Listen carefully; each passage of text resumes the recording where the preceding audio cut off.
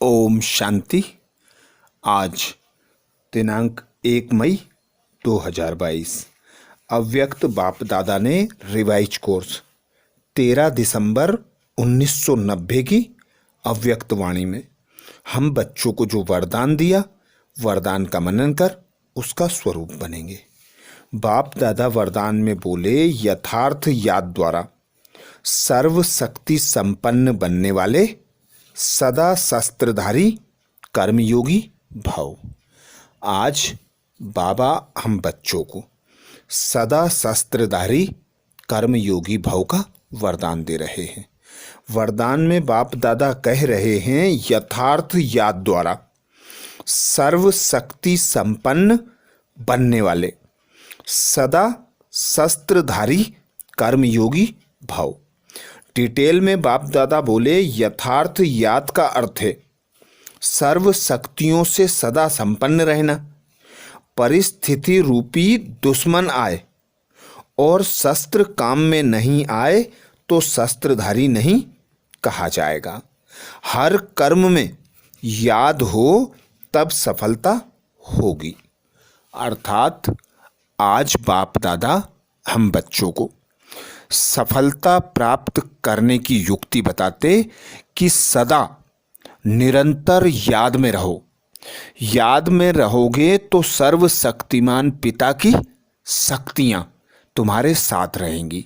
अर्थात हर परिस्थिति में परिस्थिति अर्थात जो प्रकृति द्वारा परिस्थिति आती है, अन्य आत्माओं द्वारा परिस्थिति आती है, उन परिस्थितियों में सफलता प्राप्त करने के लिए हम बच्चों को बाप दादा शक्तियों से श्रृंगारते हैं। उन शक्तियों का यूज करना, बाबा कहते निरंतर यूज वही बच्चे कर सकते हैं जो निरंतर याद में रहते हैं। याद का यथार्थ अर्थ भी बाबा बताते कि सर्व शक्तियों से सदा संपन्न रहना। अर्थात जब परिस्थिति आए और हम शक्तियों को पुकारें और शक्तियां हमारे यूज ना आए तो वह बाबा कहते शस्त्रधारी नहीं कहलाएंगे। और जो बच्चे सदा एक बाप की याद की लगन में मगन होते हैं, उस बाप से प्राप्त गुण तथा शक्तियों को स्मृति में रखते हैं और परिस्थितियां आने पर उनका प्रयोग आर्डर अनुसार कर लेते हैं, तो उन बच्चों को सहज सफलता भी प्राप्त होती है और बड़ी से बड़ी परिस्थितियों को वे सहज ही पार भी कर लेते हैं। आगे बाप दादा बोले, जैसे कर्म के बिना एक सेकेंड भी नहीं रह सकते, वैसे कोई भी कर्म योग के बिना नहीं कर सकते। इसलिए कर्मयोगी शस्त्रधारी बनो और समय पर सर्व शक्तियों को आर्डर प्रमाण यूज करो, तब कहेंगे यथार्थ योगी। यथार्थ योगी अर्थात बाबा को सदा अपना साथी सहयोगी बनाकर रखना, हर परिस्थिति में बाबा को मददगार बनाना। क्योंकि बाबा कहते एक से भले दो। तो जब कोई भी परिस्थिति आती है, कोई भी आपदा आती है, तब हम अकेले उस परिस्थिति का सामना ना करें। सदा उस पिता परमात्मा की याद में रहकर हर कर्म करना, हर परिस्थितियों से लड़ना। तो बाबा कहते जब जितना जितना तुम याद में रहोगे, उतनी उतनी सर्व शक्तियाँ भी स्मृति में रहेंगी और तुम आर्डर प्रमाण उनका यूज कर सकोगे, तभी तुम कहलाओगे यथार्थ योगी। जिसमें बाबा हर परिस्थिति में सफलता का आधार भी बताते याद। तो याद में रहकर उस पिता परमात्मा की शक्तियों को स्मृति में रख, हर परिस्थिति आने पर समय प्रमाण उन शक्तियों का आर्डर प्रमाण यूज कर। बाबा कहते ऐसे ही बच्चे कर्मयोगी शस्त्रधारी कहलाते हैं और जो आर्डर प्रमाण यूज करते हैं शक्तियों का, वे यथार्थ योगी हैं। स्लोगन में बाप दादा बोले, जिनके संकल्प और कर्म महान है वही मास्टर सर्वशक्तिमान है। जिनके संकल्प और कर्म महान हैं वही मास्टर सर्वशक्तिमान है। अर्थात हमारा पिता सर्वशक्तिमान, वह हम बच्चों को श्रीमत देते हैं। तो उस श्रीमत प्रमाण जब हम संकल्प करते हैं, कोई भी कर्म करते हैं, तो हमारे कर्म व संकल्प श्रेष्ठ होते हैं, महान होते हैं और हम उस पिता परमात्मा की संतान मास्टर सर्वशक्तिमान कहलाते हैं। आज बाप दादा ने हम बच्चों का अटेंशन खिंचवाया। तपस्या का फाउंडेशन बेहद का वैराग्य। तपस्या का फाउंडेशन बेहद का वैराग्य।